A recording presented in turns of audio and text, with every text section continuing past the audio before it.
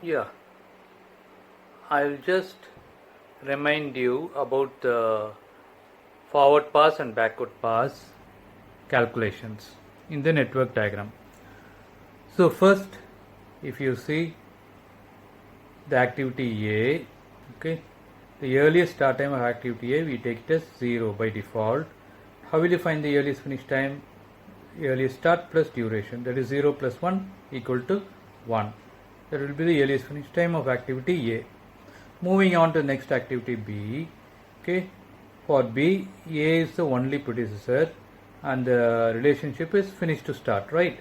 So the earliest finish time of activity A can be taken as the earliest start time for activity B, and we can enter it as 1. And how will you find the earliest finish time of activity B? Earliest start of activity B plus the duration of that activity. So 1 plus 1 is equal to 2. So 2 will be the earliest finish time of activity B. Similarly, moving on to the next activity, especially activity E. For activity E, we have two predecessors, D and C. The earliest finish time of activity C is 3 and the earliest finish time of activity D is 4. Now in the forward pass, we have to take the maximum value. So maximum value is 4. So 4 can be taken and entered as the earliest start time of activity E. Okay. Now 4 is the earliest start time for activity E, and you can enter it here. I'll stop here. Continuing the previous session, I'll show you how to find the earliest start and earliest finish time for activity E. See, for activity E, we have two predecessors, one is D and the other activity is C. See, for the activity C, earliest finish time is 3 and for activity D, the earliest finish time is 4. Now moving the forward pass, we will take the maximum value. So maximum value is 4, and for this value 4 can be taken as the earliest start time of activity E, and you can enter it here, right? And how will you find the earliest finish time of activity E? Earliest start plus duration. So 4 plus 1 equal to 5. Okay. Now how will you calculate the earliest and earliest start and finish time of activity G?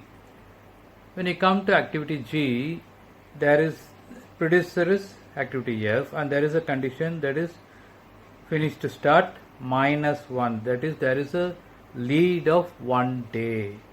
That means activity G starts 1 day before activity F finishes. Now earliest finish of activity F is 7 and G starts 1 day before that. So 7 minus 1 equal to 6. So the earliest start time of activity G will be 6 and the earliest finish time of activity G will be 6 plus 1, that is equal to 7. I will stop here. Yeah. Now I will just remind you how to find the earliest start and earliest finish time for activity I. See, for activity I, H is the predecessor and the earliest finish time of activity H is 8. But there is a condition that activity I starts 14 days after activity H finishes, that is Fs plus 14. There is a lag of 14 days. Okay, so 8 plus 14, that is equal to 22. So 22 will be the earliest start of activity I. And how will you find the earliest finish of activity I? Earliest start time plus duration. So 22 plus 1, that is equal to 23, right? And similarly, For activity J also the same case, I is the producer and the earliest finish time of activity I is 23, but J starts 14 days after activity I finishes.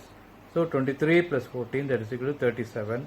So 37 will be the earliest start time of activity J, and the earliest finish time of activity J will be 37 plus 1, that is equal to 38. 38 will be the earliest finish time of activity J as well as the completion time of the project. I'll stop here.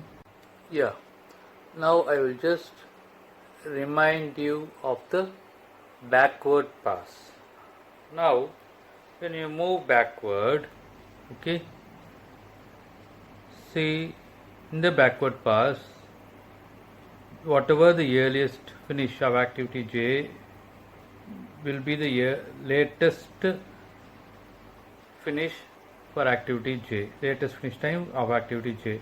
So 38, you can enter it as the latest finish time of activity J. Now what will be the latest start time of activity J?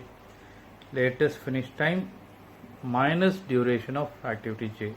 So 38 minus 1, that is equal to 37. Now moving on to the next activity I, see J and I in the forward pass, they had a lead of 14 days, but now in the backward pass we are moving from the start to finish. Forward pass it is finish to start, backward pass it is start to finish.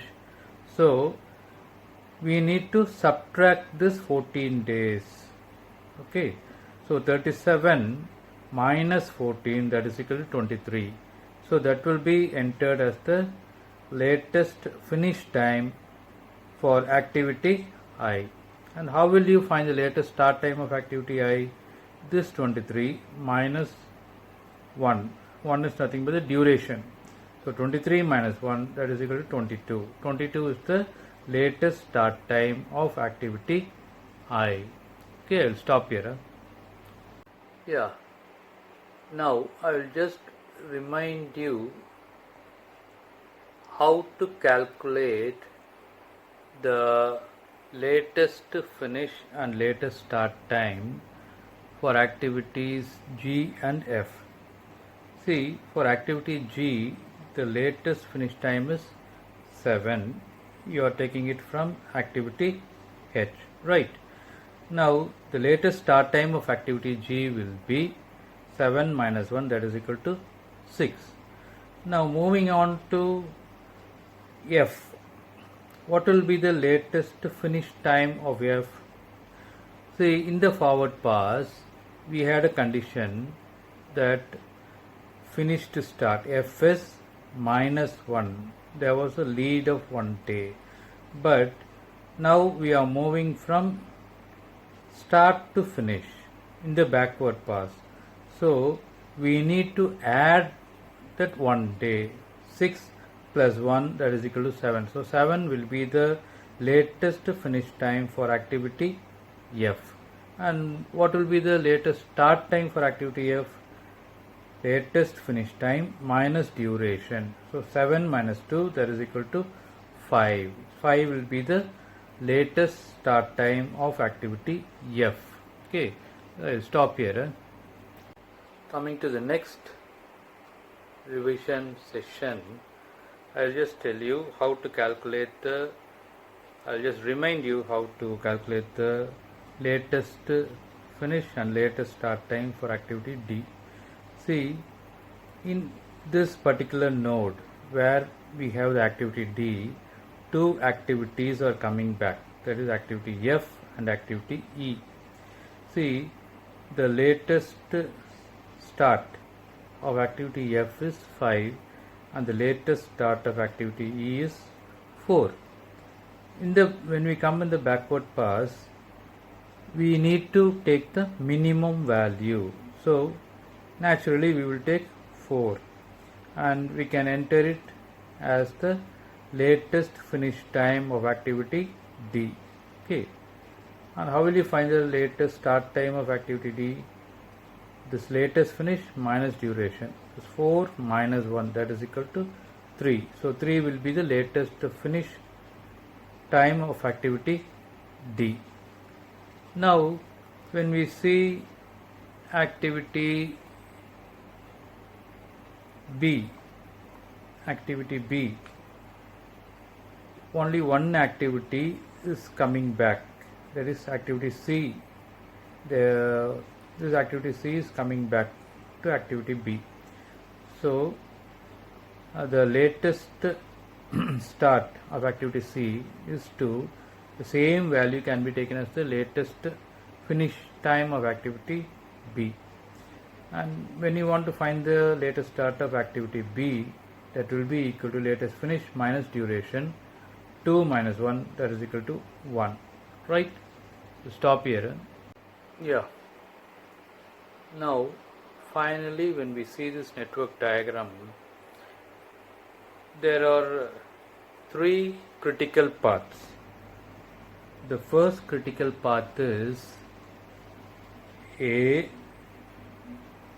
B, C, D, F, G, H, I, J. This is the first critical path. The second critical path is A, B, C, D, E, F, G, H, I, J. And the third critical path is A, B, C, E,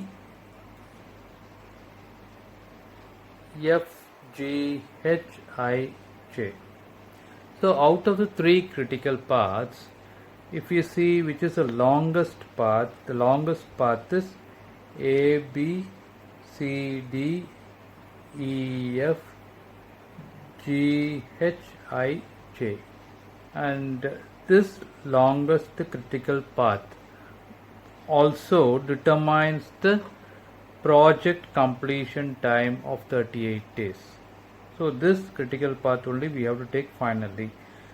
So in a network diagram, there may be any number of critical paths, but we need to take the longest critical path since it determines the project completion time. I hope you understood this concept of critical path method, forward and backward paths and everything, and I'm happy to share with you all these things.